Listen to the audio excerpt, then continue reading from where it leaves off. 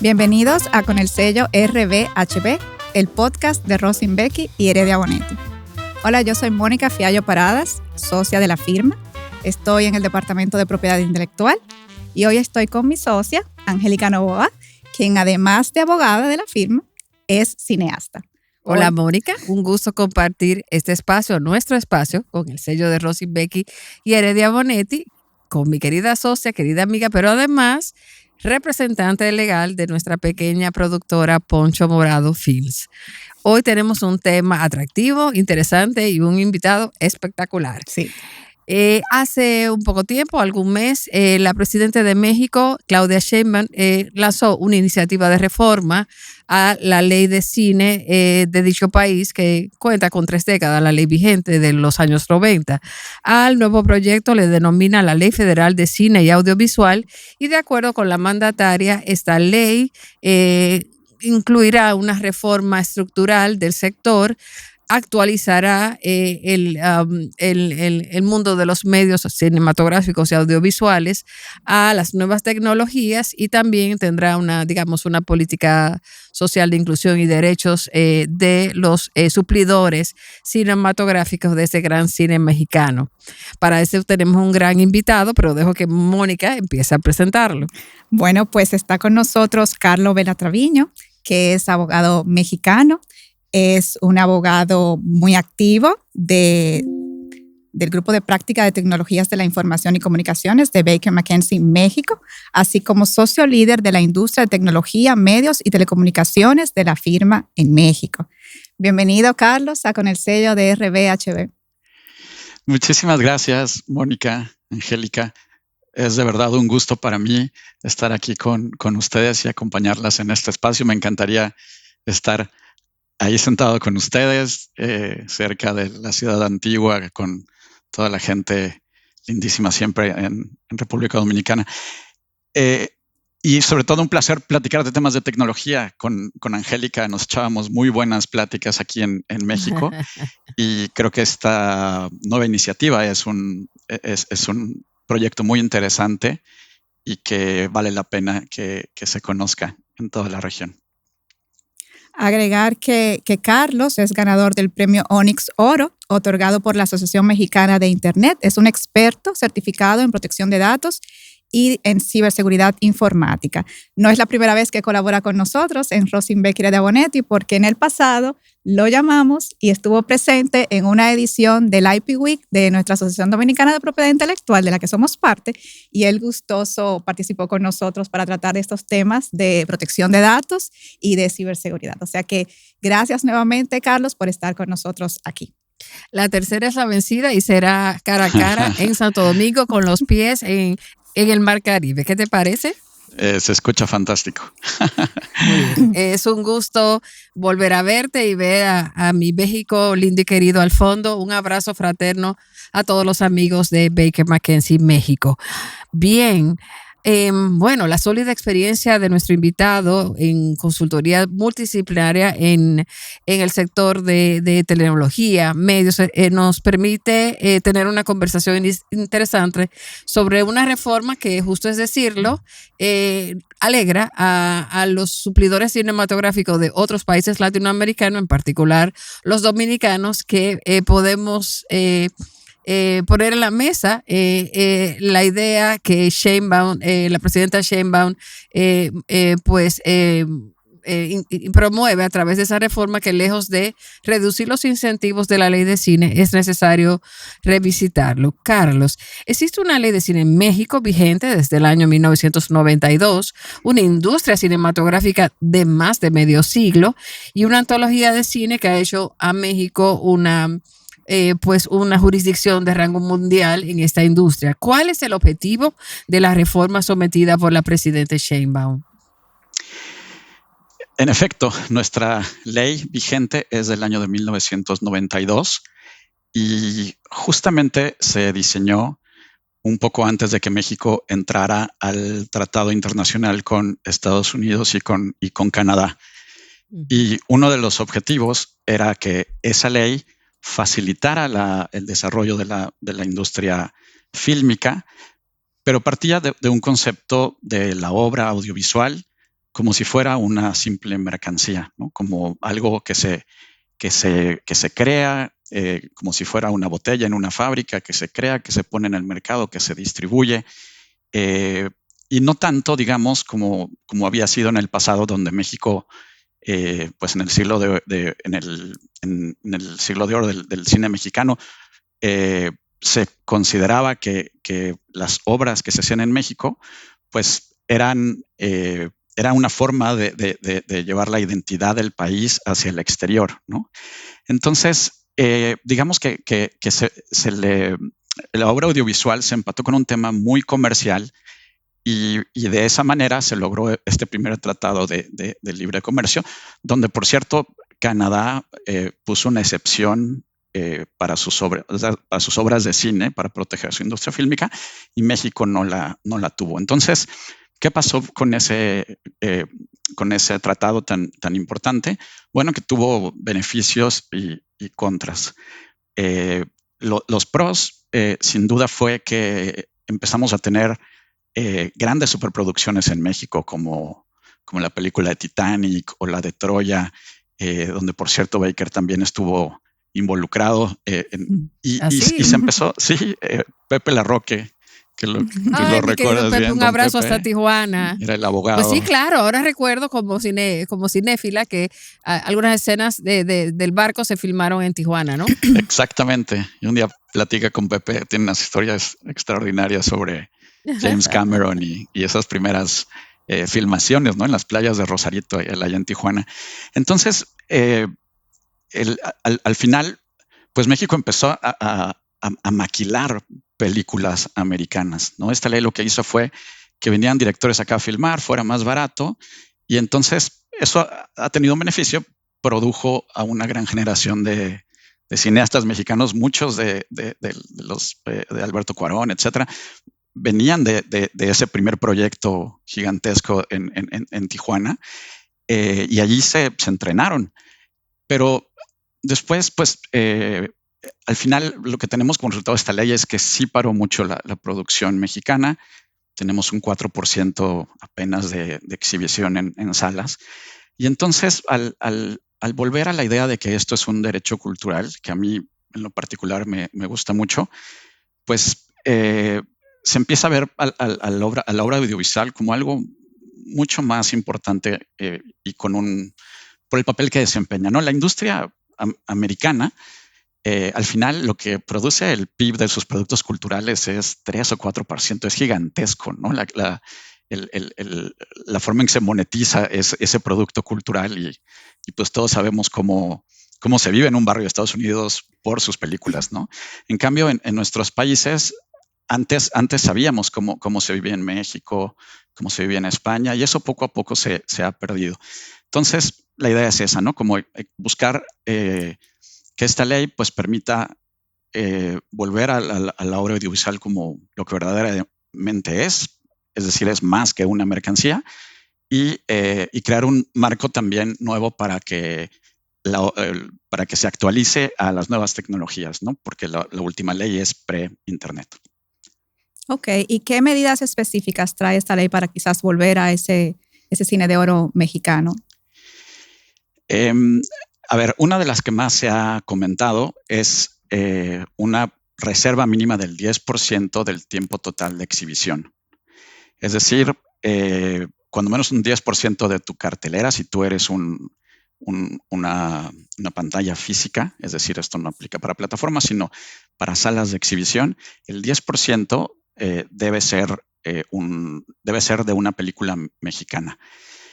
Este 10% ya se tenía en el pasado, pero también lo que hacían muchos exhibidores era poner las películas mexicanas en enero, y con eso pues ya se quitaban un poco la carga, y entonces de febrero en adelante empezaban a poner la oferta que sí les era rentable, que en muchos casos eran pues las superproducciones de Hollywood. Entonces, esto se vuelve a plantear con mucha claridad, tener un 10% total de la exhibición, pero se mejoran los controles. Se crea una revisión semestral y ajustes semanales de cartelera para que evitar estas prácticas y que de verdad el 10%, es decir, siempre en todos los meses tengamos una película de origen nacional en cartelera. Y también uno de los que ha sido muy interesante y muy comentado es que a partir de un estreno tenga que haber una permanencia mínima de 7 a 14 días, ¿no? De una película mexicana. Eso es algo que les está costando más trabajo, digamos, a los exhibidores. Esto es algo a lo que no estaban acostumbrados, pero pensamos que en general es positivo porque le da un tiempo a la película para poder despegar, ¿no? Que antes si tenías, pues no había un plazo mínimo, ¿no? Entonces cumplían con tener la película, pero si no estaba generando rendimientos en una semana y venían otras películas, otras superproducciones, pues la quitaban, ¿no? La quitaban y recuerdo que también la ponían en algunas salas. Recuerdo que cuando vivía en Interlomas, esto era al norte de la ciudad, es decir, imagínense dominicanos que estamos hablando de Arroyo Hondo, pero en una ciudad como México, el tamaño de México, y tenía que ir hasta periférico si quería ver, por ejemplo, Roma, aún estando en el país que produjo esa película, que es como decir que bajé de Arroyo Hondo a la zona colonial. También es importante comentar que la actriz Salma Hayek ha acompañado como figura internacional del cine a la presidente Sheinbaum en actos que apoyan esta iniciativa. Bien, Carlos, la iniciativa incorpora el compromiso del Estado para financiar y fomentar la producción audiovisual mediante programas presupuestarios con incrementos progresivos. La pregunta, ¿contribuirá ese mecanismo a que proyectos fílmicos independientes, que son muy comunes en México, sobre todo porque hay muy buenas escuelas de cine alrededor de toda la nación, o con menor financiamiento, pueden acceder a estos incentivos? Yo ahí estoy un poco escéptico sobre si esto es todo lo que podría hacer México para poder apoyar al cine mexicano. Sin duda es un buen paso. Existían antes un par de fideicomisos que daban subsidios para las obras cinematográficas, y lo que se hace ahora es quitar este mecanismo del fideicomiso y crear un programa de fomento del cine que en teoría va a crecer de manera presupuestal. Hay una obligación en la ley de que se le dé más presupuesto a este programa gradualmente. Esto en principio fue porque el gobierno, la administración anterior, consideraba que todos los fideicomisos eran cosas muy extrañas de vigilar, de verificar en términos de que podía haber corrupción, preferencias, etcétera, etcétera. Entonces, bueno, al final se crea este nuevo programa que le va a inyectar fondos al FOCINE, ¿no? Más bien el FOCINE es el programa, y bueno, va a integrar más fondos. Lo que me parece también interesante es que no va a ser lo único que va a haber. Hace un año, más o menos, ya casi 2 años, hubo un decreto sobre nearshoring. La presidenta Sheinbaum quiso subirse a la ola del nearshoring y crearon, fíjate, fue muy interesante, Angie, Mónica, porque crearon una deducción acelerada. Es decir, había deducciones para traer industria a México y hacer maquila en México de muchas cosas. Y todo era industria pesada, coches, aviones, etcétera. Y por ahí la última fracción hablaba de que si traías tus cámaras para producir y filmar, etcétera, todo lo que compraras aquí en México podías deducirlo de inmediato en lugar de esperarte a solo poder deducir el 25% cada año, ¿no? Te permitían una deducción acelerada y también temas de capacitación. Entonces, va a estar el FOCINE, y va a haber también una cosa que se llama EFICINE, que es inversión privada, pero con un incentivo fiscal. Okay. Y un poquito lo que se busca es que se fonden diferentes películas de forma diferente, ¿no? Si se va a hacer una película de comedia que se piensa que sí va a ser taquillera, entonces que puedas tener al sector privado participando y con actores muy famosos, pues puedes, el sector privado puede invertir en eso y lograr esas deducciones conforme a este programa. Pero si quieres hacer un producto más cultural, más regional, etcétera, donde a lo mejor no esperas que tenga tanto éxito comercial, pero sí que sea algo importante para el país, para la cultura, entonces se va a fondear de otra manera, ¿no? Con capital de fondo perdido, con créditos, etcétera. Aquí también tenemos esas características en nuestra ley de incentivo. Algunas son porque se graban en la República Dominicana, otras por el impacto cultural que tengan. O sea que en la ley actual de nosotros sí también tenemos esa distinción. Carlos, también vimos... Perdón, si me permites nada más ahí, porque justo cuando decías esto, yo creo que sí, el marco legal tiene que tener, y qué bueno que ya México va a empezar a tener estos elementos que se tenían en otros países. A mí el que me produce un poco de escepticismo es que mucha gente en la industria quería tener este mecanismo de devolución inmediata, ¿no? Que si te gastaste algo, el gobierno pudiera reembolsarte, que es lo que tienen otros países como Canadá, donde puedes llegar a recuperar un poco de tu inversión un poco de manera inmediata. Y la industria esperaba un poco eso y eso no se ve reflejado en la ley, ¿no? Es una discusión que definitivamente vamos a seguir y que también tiene matices porque tanto aquí como allá tenemos, bueno, cine como el de Eugenio Derbez, que es muy popular, muy taquillero, y tenemos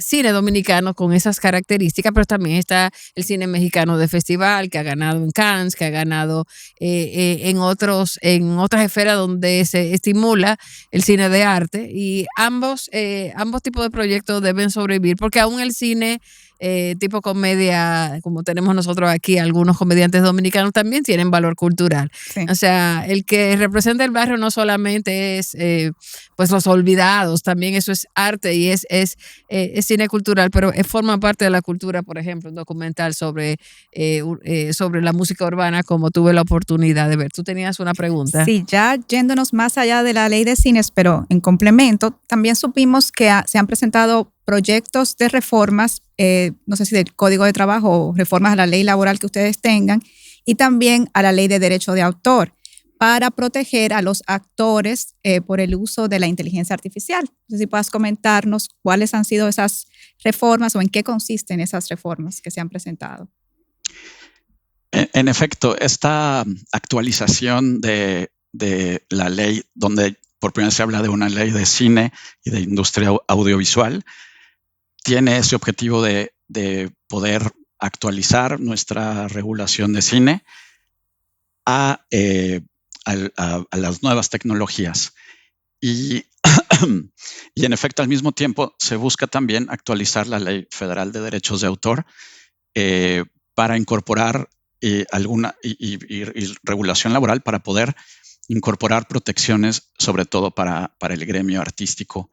Y uno de los de las áreas en las que México participaba mucho era el doblaje. Tenemos... desde que éramos niños. Todas las películas son actores mexicanos de doblaje, correcto. Exacto. Ahí la verdad es que era una... Porque a veces llegaba la producción de España o de Estados Unidos y entonces, bueno, se pensaba como México... como una puerta de entrada, porque según los mexicanos no tenemos acento. Yo creo que eso no es muy cierto. Por lo menos que nosotros. Entonces era una industria que preocupaba mucho, ¿no? Cuando ahora se puede clonar en 30 segundos un audio y crear un doblaje. Entonces, primero se reconoce la voz humana como una herramienta artística única. Y este término es muy interesante, ¿no? Porque en lugar de pensar que el doblaje, que la voz de una persona es simplemente datos crudos, ¿no? Raw data que puedes meter a una herramienta de inteligencia artificial y de ahí crear un algoritmo que te va a producir un output en particular, Pues aquí se dice, cuando una persona está doblando una voz, en realidad está haciendo una interpretación. Y es una interpretación muy personal, muy propia, que tiene que ver con la forma en que creciste, la edad que tienes, la forma en la que es la vida, y así vas modulando tu voz, ¿no? Yo, por ejemplo, ahora mis hijas, cuando escuchan audiolibros en la noche, les gusta que les ponga yo audiolibros del mismo intérprete, independientemente de quién es el escritor, ¿no? Porque les gusta como que se arrullan con alguno en particular. Y en cambio hay otros donde dicen, bueno, no me gusta la interpretación, y entonces se cierran al libro, ¿no? Entonces un poco es reconocer ese valor del intérprete de un doblaje. Ok, porque está limitado, perdón, al actor de doblaje, o porque aquí en la República Dominicana la voz es parte de mi derecho de imagen. O sea que de la misma manera que no debo de copiar o usar sin autorización o deformar mi voz, no debo tampoco deformar o utilizar con inteligencia artificial el rostro, el busto, la imagen, o sea, cualquier rasgo visible, reconocible de la persona. O sea, que está enfocado en el actor de doblaje por las características del cine mexicano, en el asunto que comentaste de que son muy buenos en doblaje, o incluye también el actor, vamos a decir, ordinario. Esta regulación en particular va dirigida específicamente a proteger al doblaje, pero se están tratando de introducir otras reformas más amplias también en la Ley Federal de Derechos de Autor para crear nuevas protecciones. Y por ejemplo, esta, ¿no? Garantizar la contratación transparente y una remuneración justa. La mayoría de las personas en la industria en México pues trabajan con contratos de servicios profesionales que son muy cortos. Si es que hay un contrato, hay veces que te ponen ahí en una servilleta cuánto vas a ganar, y en qué película se va a utilizar tu voz, etcétera. Entonces se busca que precisamente el talento llegue a tener una visibilidad de qué se va a hacer con su voz, de qué se va a hacer con su imagen. Y la ventaja ahí es que la Corte mexicana siempre ha sido muy pro derechos de autor, entonces digamos que había mantenido un cierto balance donde sí defendían al talento cuando llegaba algún caso. Lo malo bueno es que eran pocos los casos que llegaban, tardaban mucho en resolverse. Entonces se trata de poner esta regulación más ex ante, ¿no? Donde podamos decir, entiendo, sé totalmente tú como empresa transparente, tú estás obligado a ofrecer un contrato, el contrato le tienes que decir en qué película va a salir su imagen o su voz, y da una contraprestación que sea relacionada con eso, ¿no? Entonces, este es un poco parte de obligar, por ejemplo, a que haya un consentimiento informado para usar la voz o la imagen. Si es que una empresa busca utilizar la tecnología para entrenar a una inteligencia artificial, establecer sanciones, crear mecanismos también de resolución de controversias que sean más rápidos, que no tenga uno que irse a un juicio, sino que el Instituto Nacional de Derecho de Autor pueda entrar y tratar de mediar o resolver estas disputas.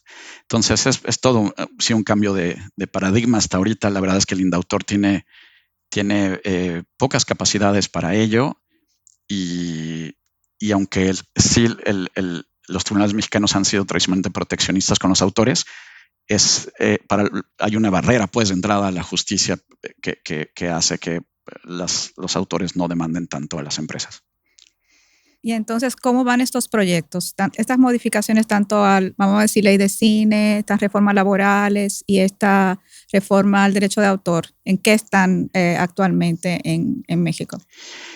Pues de la que más les traigo noticias hoy es de esta ley de cine. Apenas hoy es 26. El día de ayer ya fue aprobada en la Cámara de Diputados, que pienso yo que era la parte más complicada, y no me acuerdo si fue por unanimidad o fue por una mayoría considerable. Y esto generalmente indica entonces que cuando menos en la base de la ley sí se considera que va a pasar también en la Cámara de Senadores, ¿no? Hay iniciativas donde luego los partidos tienen una discusión intrincada. Este no ha sido tanto el caso. Sí se ve como un mínimo que se requiere para que la industria sobreviva. Y entonces un poquito más bien la pregunta es si va a sufrir muchas modificaciones o no en la Cámara de Senadores. Pero de otra manera, pues la verdad es que se espera que esta ley progrese con bastante rapidez. La de derechos de autor es un tema generalmente más complicado, puede tener impactos también a más industrias, entonces sobre esa me la llevo de tarea, Moni. De tarea. A ver Le daremos cómo sigue en el seguimiento con tu Congreso. apoyo. Una pregunta, tengo dos, pero voy a hacer una, luego le doy chance a Mónica de hacer alguna otra si tiene, y me quedo con una para concluir. ¿Tiene esta ley contemplada esos mecanismos de protección o algún tipo de intervención o promoción con respecto a, o regulación con respecto a las plataformas? Es decir, ¿estos incentivos solo son para películas que van a salas de cine o hay alguna discusión en torno al medio? Qué bueno que me haces esta pregunta, Angélica, porque en efecto también por primera vez se está regulando aquí a las plataformas que hacen pues, distribución o exhibición de esta obra audiovisual. Y se les regula de diferentes maneras, pero quizá la más importante es con una obligación de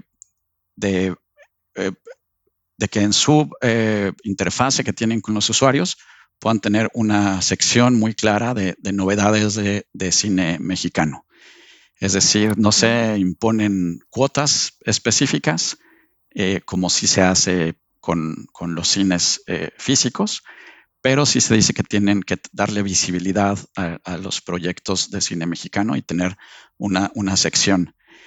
Perdón que te interrumpa, cuando decimos cine mexicano, ¿nos referimos a películas o también a teleseries?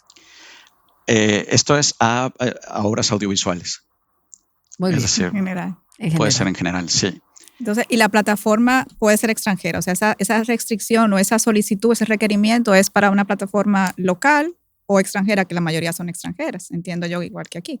Sí, la ley no es tan clara en esa parte sobre si le aplica sobre su efecto potencialmente extraterritorial. Sin embargo, si uno la revisa a detalle, pues sí tiene esta primera línea donde dice esta ley aplica es de orden público y aplica en territorio nacional, y hay muchas referencias a que las plataformas que vayan que ofrezcan o exhiban sus películas en el territorio mexicano y que vaya dirigida como a individuos. Por ahí hay 3 o 4 referencias. Al consumidor local, sí, no es similar aquí. Es similar aquí. Entonces, sí, no es una regla tan clara, pero yo creo que sí se puede interpretar como que les es aplicable a plataformas extranjeras. Muy bien. Mónica, ¿tenías alguna otra? No, pues yo tengo dos. Bueno, dos en una. Y es un poco cómo han reaccionado los sectores productivos, pero además del sector productivo, te agregaría una pregunta que aquí ha sido intensiva. ¿Cómo ha reaccionado Hacienda, sobre todo con una ampliación de incentivos? Porque hace ya 1 año y medio aquí hubo la idea contraria a la de México, más bien de reducir o hacer desaparecer los incentivos a la ley de cine. Y en realidad, el antagonista del sector cinematográfico era el Ministerio de Hacienda. Sí. Claro, exacto. Eran los malos de la película, ¿no? Bueno, digamos que cambiaron de ministro. No, pero no por esa razón. Una broma. Es una broma. Ok. No, en efecto, y creo que en México se ha dado el mismo debate, ¿no? Porque los impuestos de una persona se tienen que utilizar para fondear una película que a lo mejor a nadie le gustó porque era demasiado cultural o porque era exclusivamente cómica, ¿no? O porque dejó al país mal parado o demostró, no sé, una mala cara del país. Entonces, es una discusión muy, muy complicada. En general, me da la impresión de que como ahora en México, pues tenemos un partido muy alineado con el Congreso, el presidente y la Suprema Corte de Justicia. Entonces, esta iniciativa ha sido apoyada por la Secretaría de Hacienda. No es el caso, por ejemplo, de hace 2 o 3 días recortaron hicieron mucho más restrictivo el que las ONGs puedan recibir financiamiento, ¿no? Entonces, yo creo que Hacienda va a darle un buen lugar a la ley de cine y a los subsidios y a las deducciones y va a cortar por otro lado, ¿no? Desafortunadamente, en este caso les tocó a las organizaciones no gubernamentales con nuevas restricciones. Pero en general me da la impresión de que hay una buena recepción para esta ley. Se considera un poquito que son lo mínimo para que sobreviva la industria, ¿no? Y para aumentar, porque ese 4% realmente de exhibición es muy, muy, muy, muy bajo. Entonces, se considera como que es lo mínimo para que pueda sobrevivir la industria. Obviamente productores, actores, talento están contentos con estas reformas. Las empresas de cine, en particular las salas de exhibidores de cine, pues lo que más les preocupa es este tema de los 14 días de exhibición, de 7 a 14 días. Por ahí sienten que es demasiado mantener una sala abierta. Pudieran tener pérdidas si la película no es buena o no es exitosa. Sí, tiene sentido, pero claro. Bueno. Entonces, eso es lo que han cuestionado más. Las plataformas han estado relativamente silenciosas porque no hay esta obligación que es no tanto, que no están recibiendo como cuotas, ¿no? Como ocurre en Europa, sino simplemente obligaciones de dar más visibilidad. Entonces, parece que hasta ahí están bien. Pero sí ha habido comentarios por parte de asociaciones relacionadas con el cine en el tratado en torno a hasta dónde el Tratado de Libre Comercio permite ir más allá de poner una cuota del 10% o de una cuota del 15% o de una obligación de visibilidad. Como claro. Que dicen, si México tratara de ir más allá de esto, hay una posibilidad de que la industria de cine americana diga, nosotros creemos que esto viola el Tratado de Libre Comercio, y entonces entramos en una discusión mucho más amplia donde, en efecto, México no puso una reserva para el cine. Entiendo. Pero muy sí bien. Tenemos una reserva en los tratados de la OMP y del GATT, ¿no? Donde todo el cine es considerado un producto cultural. Entonces sería un problema mucho más grande. Entonces me parece que esta iniciativa se está moviendo por donde puede lograr algunos quick wins rápidos que puedan ayudar a la industria y sin querer ir tampoco muy lejos, ¿no? en la regulación de plataformas. Bien, enhorabuena, Carlos. Mónica, ha sido una magnífica conversación que espero que nuestros amigos hayan disfrutado. Ha sido un verdadero placer entrar en este diálogo y pasarnos una buena tarde con Carlos desde México. Tenemos otras reformas en curso en la República Dominicana en el área de desarrollo que compartimos Mónica, Carlos y yo, y estoy seguro que más adelante en el año nos volveremos a ver.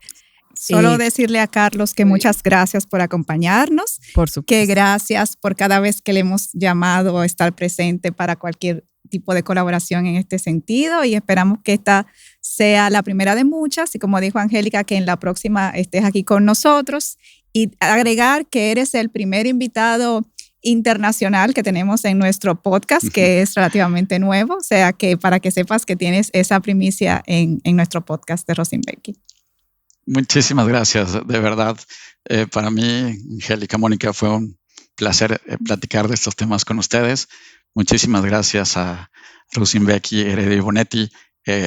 Nos encanta trabajar con ustedes, nos apoyan ustedes en muchísimos temas para muchos clientes. Entonces, de verdad, gracias por salvarnos en muchísimos casos y encantado de verdad de estar aquí siempre con ustedes. Gracias. Me adhiero a esa nota de agradecimiento de mi querida socia Mónica para ti, Carlos, con mucho cariño, y por favor, mando un abrazo a todos los antiguos compañeros y colaboradores continuos de Baker McKenzie, México y todo Baker. Perfecto. Esto fue, señores. Y después, perdón, y después Sí, ya dale. platica con Pepe. Tienes que tener una sesión con Pepe para que platique todo lo de los inicios del cine ahí en México, en Rosarito. Por Con Pepe supuesto, Larroque. eso será un próximo episodio de este espacio. Y se nos olvidaba comentar, señora representante legal, que bueno, esto va a ser un avance no previsto, pero podemos dar esta pequeña noticia que tenemos pautado, Carlos, algunas escenas de la producción que una servidora realiza con apoyo de la firma en Ciudad de México. Entonces todavía no tengo la fecha, pero ya te escribo y te cuento qué haremos, porque estamos trabajando un personaje de importancia tanto para México como para República Dominicana. Vamos a dejarlo así en suspenso para que todo el mundo se quede interesado en darle seguimiento. De nuevo, muchísimas gracias, Carlos. Muchísimas gracias, Mónica, y también a nuestros productores. Esto fue, señores, con el sello de Rosin Becky y Heredia Bonetti, donde cada decisión legal cuenta y cada episodio deja una huella hasta en México, señores. Gracias por acompañarnos. Los episodios estarán disponibles en nuestro canal de YouTube, y los demás, que ya tenemos un cúmulo bastante interesante de temas variados. Y recuerden suscribirse, seguirnos en nuestras redes sociales, y nos escuchamos en el próximo episodio. Hasta luego, Carlos. Hasta luego a todos.